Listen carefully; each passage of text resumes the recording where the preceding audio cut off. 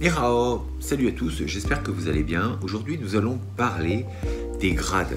En tout cas des grades qui vont servir à nous faire évoluer dans notre vie. Qu'est-ce que c'est que déjà que des grades? Sinon des moyens de prendre conscience de l'endroit où nous sommes et vers quoi nous allons. Donc ces grades vont jalonner notre vie et ils vont nous maintenir vers un cap, parce que généralement dans les arts martiaux on va passer ceinture blanche vers cette fameuse ceinture noire. Et généralement pour chaque ceinture il y a un programme, donc des paramètres, des techniques qui vont nous permettre d'arriver à cette noire, donc avec un programme, un ensemble de techniques, et puis non seulement des techniques mais aussi une façon de penser.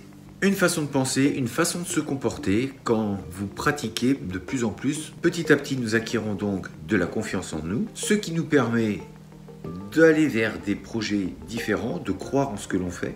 Et c'est pareil pour l'ensemble de notre vie. Quand vous voulez être dans un travail, vous allez avoir des postes différents et vous allez avoir la possibilité d'évoluer dans ce travail. Vous allez augmenter la paye, des responsabilités nouvelles, etc., etc. Il en est de même à l'école.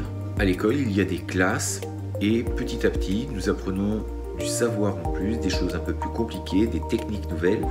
Et là aussi, nous allons donc pouvoir évoluer grâce à ces connaissances. Et s'il en va de même pour beaucoup de choses, eh bien ce sera pareil pour le développement personnel. Il va falloir passer à l'action, mais pour ça, il faut que notre esprit soit préparé.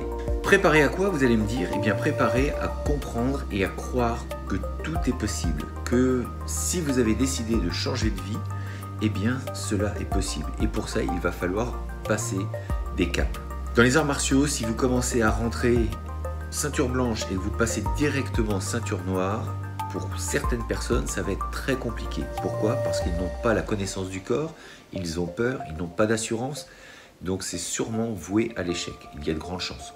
Et ce sera pareil pour ce qui concerne le développement personnel. Si vous voulez changer de vie et que vous vous attaquez directement à des choses incroyables et très compliquées, vous allez vite baisser les bras et vous allez abandonner vos projets. Donc quand vous commencez, dites-vous que vous êtes ceinture blanche et il va falloir donc commencer à progresser à travers ces ceintures. Donc traverser avec des connaissances qui vont vous donner confiance en vous et vous faire prendre conscience que c'est possible. De ce point de vue-là, je trouve que c'est très intéressant d'avoir des caps, d'avoir des ceintures ou d'avoir en tout cas des objets, des choses qui vous permettent de croire que vous avez passé un cap nouveau. En fait, je m'en rends compte de plus en plus quand vous commencez à donner vos impressions sur ce qui vous arrive.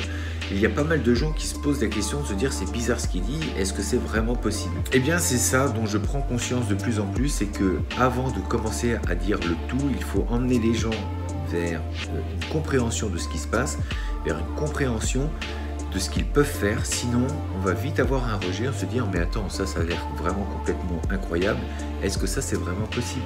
Dans les arts martiaux par exemple, il y a des exercices de casse.